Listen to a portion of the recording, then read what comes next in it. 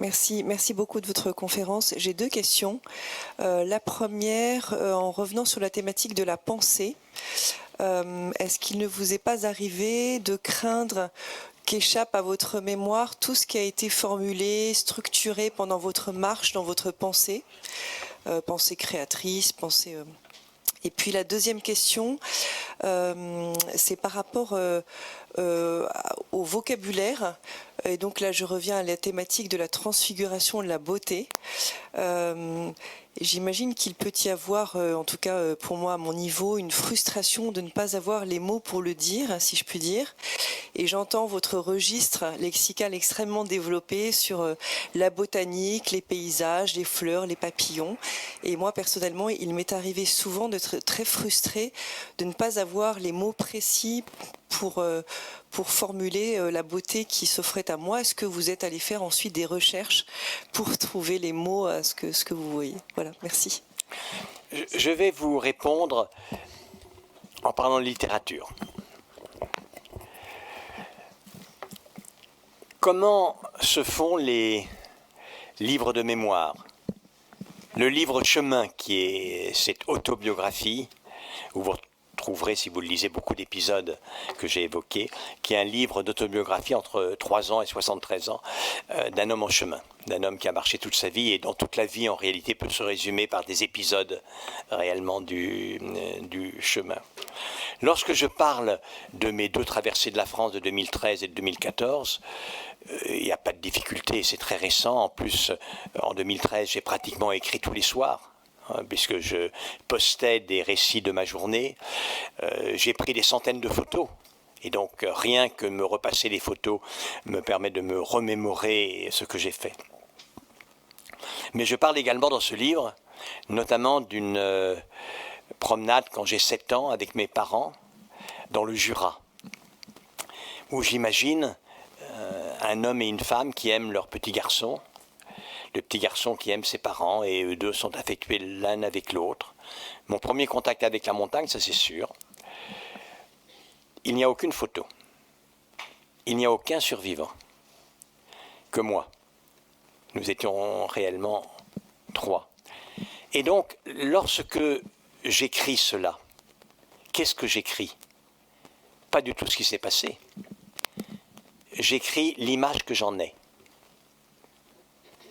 Et tout ce dont je puis assurer le lecteur, c'est de la sincérité de cette peinture-là. Sincérité par rapport à cette image. Mais naturellement, j'ai tant désiré que mes parents s'aiment. Ils ont rapidement cessé de s'aimer.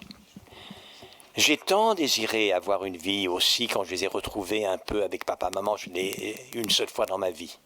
Je suis allé en vacances avec eux cette fois-là.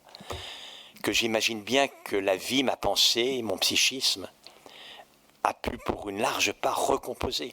Quand Patrick Modiano écrit ses livres de pensée, c'est le grand, un des grands, pour moi le plus grand, écrivain de la mémoire. Je suis persuadé qu'il en va de même. Il peint une émotion. La deuxième partie de la réponse à votre deuxième question traite également de la littérature. C'est que la beauté d'un paysage, d'une sensation, est incommensurable avec le vocabulaire, avec la musique des mots, avec tout à fait. On peut le rendre avec des photos, des images, des peintures, mais les mots sont d'un autre registre. Alors que fait l'écrivain de la beauté? L'écrivain de la beauté essaye de projeter dans l'esprit du lecteur des informations qui vont créer des sensations, capables de créer une image assez proche de l'image qu'il a émue lui. Et c'est un pan entier de la littérature. Et je suis, quant à moi, un très grand amateur de cette littérature-là, de cette littérature flamboyante, où l'on cherche dans la qualité, dans la musicalité, dans la scansion, dans le rythme des mots, à reproduire une image et la sensation d'une image. C'est très. Alors, certains y ont excellé, naturellement. Il y a deux exemples. Un qui, pour moi, est un des plus grands romans du XXe siècle, c'est Sous le volcan de Malcolm Lowry. Ceux d'entre vous qui ne l'avaient pas lu, vous pouvez. C'est un ouvrage presque unique de l'auteur, totalement extraordinaire, où ses descriptions sont inouïes. Voilà. J'espère un jour, dans quelques pages, avoir pu reproduire l'impression que Malcolm Lowry a produit chez moi. Et puis une autre page également, vous la rappelez, il est plus connu sans doute, c'est la page où dans Oran sous quarantaine, Camus décrit les impressions du docteur Drieux en fin de journée sur les remparts. Où il y a aussi là une fresque qui est totalement inouïe, où l'on voit, on a l'impression que la plume de Camus est un pinceau et que l'image apparaît touche après touche au rythme de ses mots. C'est tout un domaine de la littérature.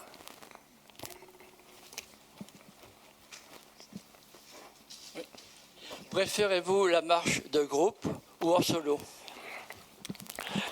En fait, chaque marche apporte quelque chose de particulier. J'ai connu la marche en groupe, la marche en couple amoureux et la marche en solitaire. Pour la pensée, le mieux, c'est la marche en solitaire. Parce que quand vous êtes en couple ou en groupe, vous vous devez en partie à ceux avec lesquels vous êtes. Et la part que vous devez à ceux avec lesquels vous êtes n'est pas disponible à cette quête de tous les instants, de toutes les sensations et les impressions, à cette liberté de la pensée. La marche en groupe, c'est la solidarité de l'amitié. C'est ce qui se crée dans un groupe qui se constitue, qui a une richesse de toute autre nature. La marche en couple, c'est l'émotion partagée. Et il n'y a pas de doute que l'émotion partagée peut être un élément amplificateur du sentiment amoureux. Il n'y a évidemment pas de doute. Donc, voyez, ces trois marches-là, chacune d'entre elles apporte quelque chose de différent. Bonjour, j'avais juste une petite remarque sur votre définition du bonheur. Je suis là. Vous avez dit que votre définition du bonheur, enfin une des définitions du bonheur que vous proposez, c'est ce que l'on ressent quand ce que l'on vit correspond à ce qu'on espérait vivre.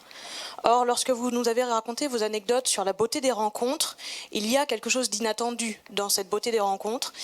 Et du coup, je me demandais si on peut aussi admettre que le bonheur, ce serait aussi ressentir ce que l'on ne s'attendait pas à ressentir. Est-ce que vous n'espérez pas ressentir, avoir des surprises heureuses? Moi, quand je m'engage sur le chemin, quand je m'engage dans la vie, l'un de mes grands espoirs est d'avoir des surprises heureuses. Je les attends. Quand je les ai, je suis heureux.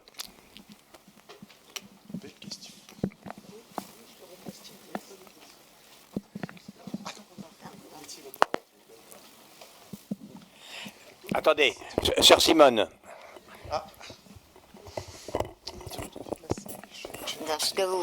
Dans tout ce que vous vivez comme émotion, la beauté, tout ça, la rencontre, vous dites que vous vous sentez habité par un esprit. Et pour vous, cet esprit-là, qu'est-ce qui devient quand on disparaît? En fait, sœur Simone, on en a parlé, vous vous le rappelez, à table hier. On a parlé, sœur Simone et moi, très souvent. Très souvent. Elle a une pensée admirable. Et elle est pour moi une référence, c'est vrai. Mais c'est une femme de foi et moi je ne l'ai plus. Et nous le savons. Et je suis arrivé un peu à la conclusion que, en fin de compte, là réside la grande différence entre elle et moi.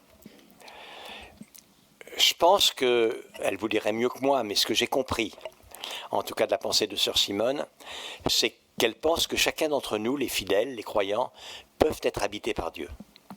Et que leur foi, leur énergie, tout l'élan qui les mène vers l'autre, ce sont des manifestations de Dieu. Elle le pense profondément. Je ne prétends pas être un saint homme, je suis loin de là. Mais à ma manière, et ma vie durant quand même, je suis un peu habité tout de même par une énergie de cet ordre. Mais simplement, pour moi, ça n'est pas Dieu. Et quand, j'imagine, vous disparaîtrez, Sœur Simone, vous pensez que ce Dieu en vous continuera de vivre. Moi, quand je disparaîtrai, je sais que cette énergie en moi cessera d'exister. Voilà la différence entre vous et moi. Je ne dirais pas directement Dieu non plus.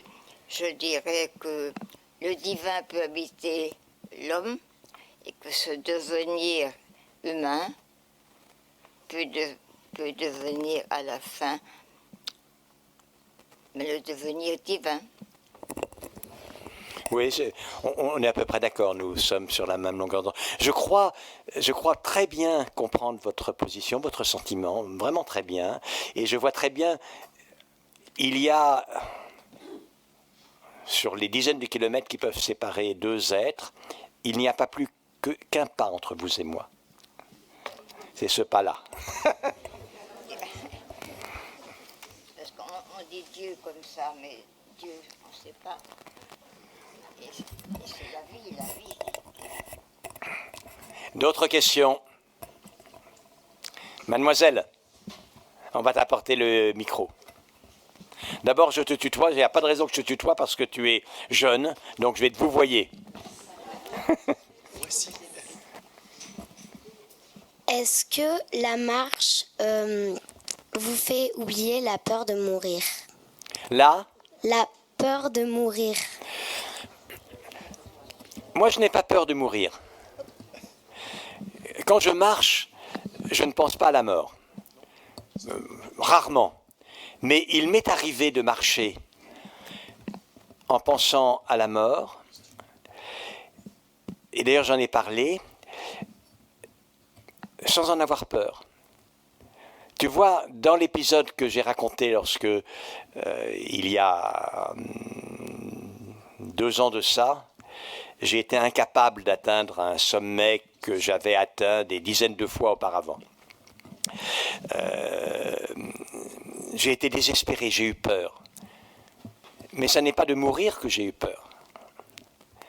J'ai eu peur de ne plus être, puisque je suis un être qui marche.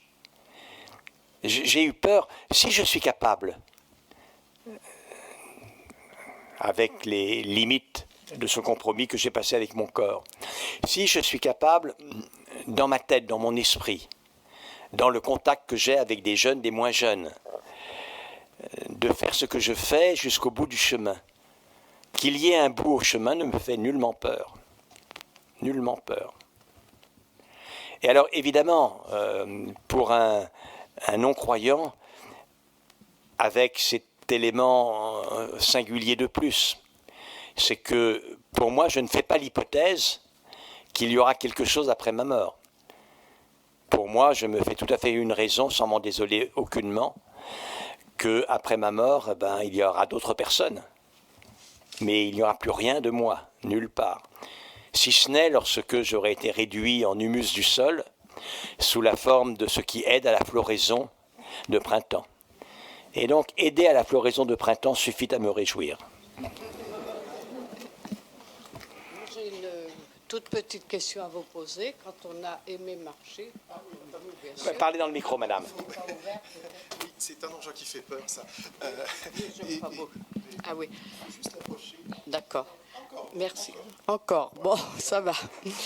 Oui, quand on a aimé marcher toute sa vie, enfin toute sa vie, je suis encore là aujourd'hui, et que progressivement, vous parlez du corps, mais là, il regimbe vraiment beaucoup et la marche ne devient même plus agréable. elle devient une marche, pas forcée, mais presque une marche de santé. Alors, deux éléments de réponse. Premièrement, il ne faut pas céder trop vite. C'est tout à fait étonnant. J'ai couru le marathon, j'ai marché, j'ai calculé comme ça, mais c'est vraiment à la louche. Hein. J'ai dû marcher au moins 100 000 km dans ma vie, j'ai toujours marché. Donc vous imaginez bien que l'anatomie est faite comme ça. Soit l'évolution, soit le bon Dieu nous a créés avec des cartilages pour défendre nos articulations. Et puis, après beaucoup de contributions mécaniques, ces cartilages, ils finissent par foutre le camp. Et donc, je ne me fais aucune illusion, il ne me reste quasiment plus de cartilage au niveau de mes articulations.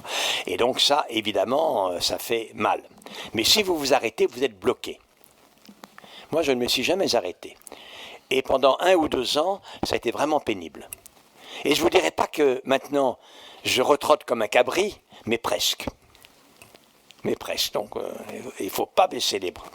Et puis, lorsque vraiment, ça devient vraiment trop difficile, si vous avez marché toute votre vie, votre esprit est plein des souvenirs.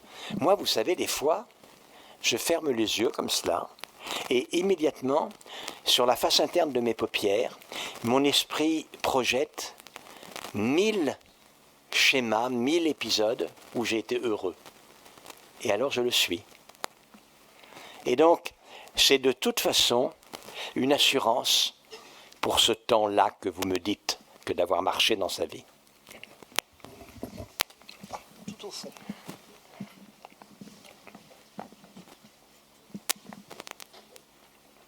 J'ai vu un bras se lever, je ne sais plus où. Voilà. Merci. Bonsoir, Monsieur Kahn. Merci déjà pour toutes vos pensées, tout votre récit. C'est formidable. Merci beaucoup.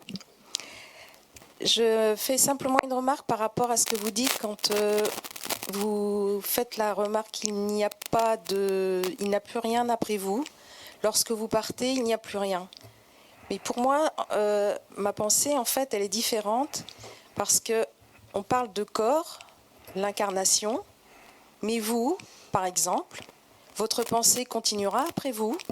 Tout ce que vous avez écrit, tout ce que vous avez pensé, tout ce que vous avez diffusé sera toujours présente. Tout.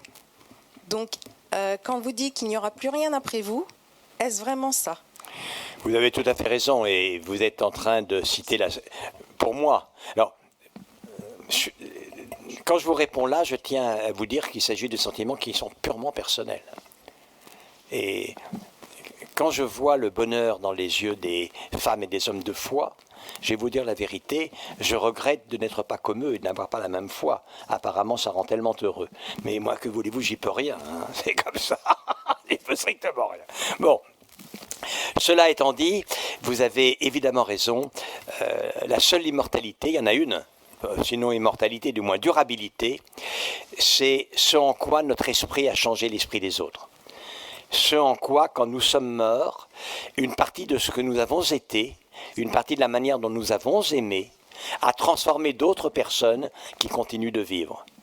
À la limite, et je n'espère pas en arriver là, mais à la limite, Homère est encore vivant.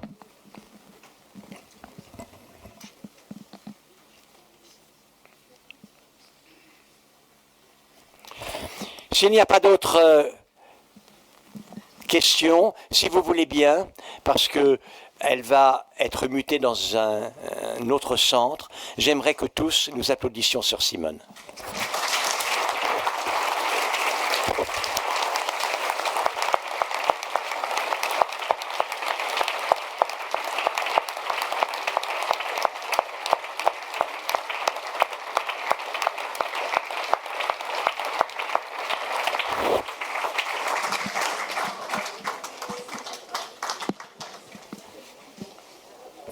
Maintenant, si certains d'entre vous désirez faire dédicacer des livres, je ne sais pas les livres qu'il y a, il doit y en avoir quelques-uns. Il y en a deux, justement.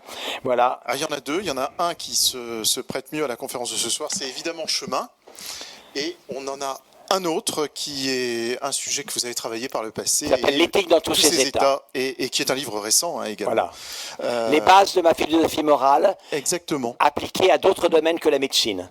C'est-à-dire l'éthique et la guerre, l'éthique et la loi, l'éthique et la révolte, l'éthique et l'art, l'éthique et l'intelligence artificielle. L'éthique dans tous ses états, mais cette fois-ci pas dans la médecine. Et le stand de livres se trouve exceptionnellement à la sortie de la salle. Je pense que vous comprenez la raison de l'exceptionnellement, puisqu'il devait se trouver là. Et donc il est installé à la sortie de la salle. Il y a aussi des petits paniers si vous voulez contribuer au travail de l'abbaye pour inviter un certain nombre d'auteurs, de conférenciers, de philosophes. Libre à vous d'y participer. Voilà, bonsoir.